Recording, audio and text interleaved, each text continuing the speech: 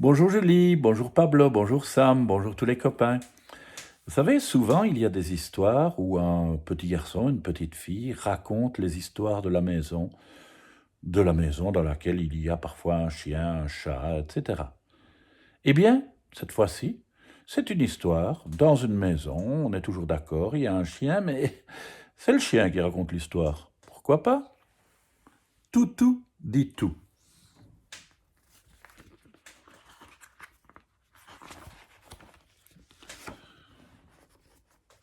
Devant la fenêtre, voici Pierre, mon petit maître, et moi, le chien Toutou. C'était du temps où ça n'allait pas fort à la maison. On avait un problème avec Pierre. C'était un tireur de langue. Pour un oui, pour un non, pour rien du tout, il la tirait la plus longue possible. Il commençait dès le matin. Au réveil, je sautais sur son lit pour le câliner, et toc, ça y était.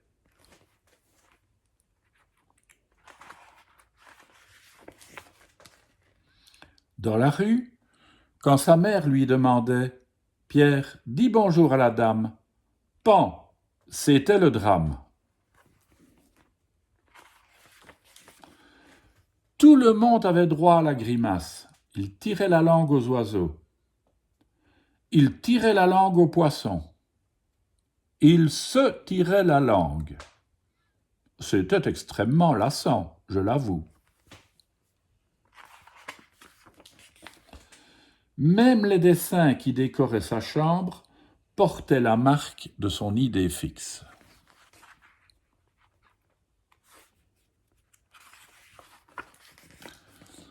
Avec ses copains, c'était une habitude dangereuse, car à force de leur montrer la langue, certains lui montraient les dents.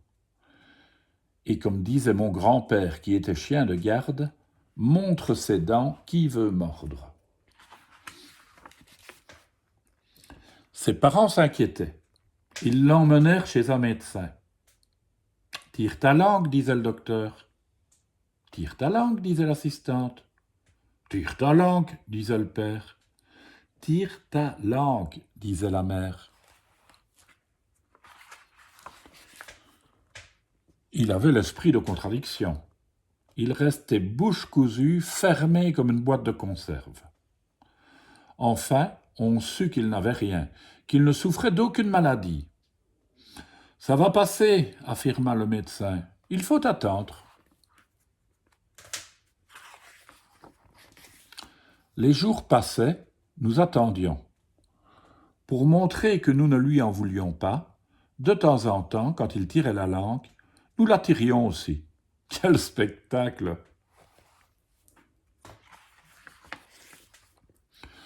Puis la mère s'absenta quelques jours et rentra à la maison avec un bébé dans les bras. Pierre avait une petite sœur.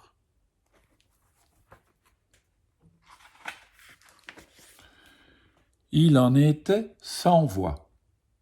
Il restait des heures à la regarder, sans que le moindre petit bout de langue fasse son apparition. La nouvelle venue avait guéri Pierre de sa mauvaise habitude.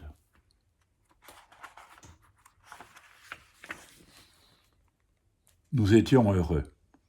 La seule langue que l'on voyait dans la maison, c'était la mienne quand, en passant, je faisais un petit bisou dans le cou de Pierre. L'histoire devrait s'arrêter là, car tout était bien qui finissait bien.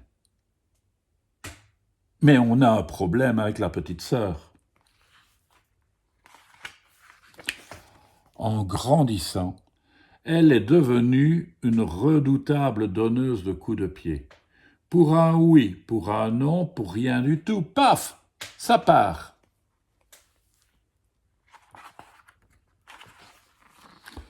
Bon, d'accord, je sais, ça ne va pas durer. C'est un mauvais moment à passer.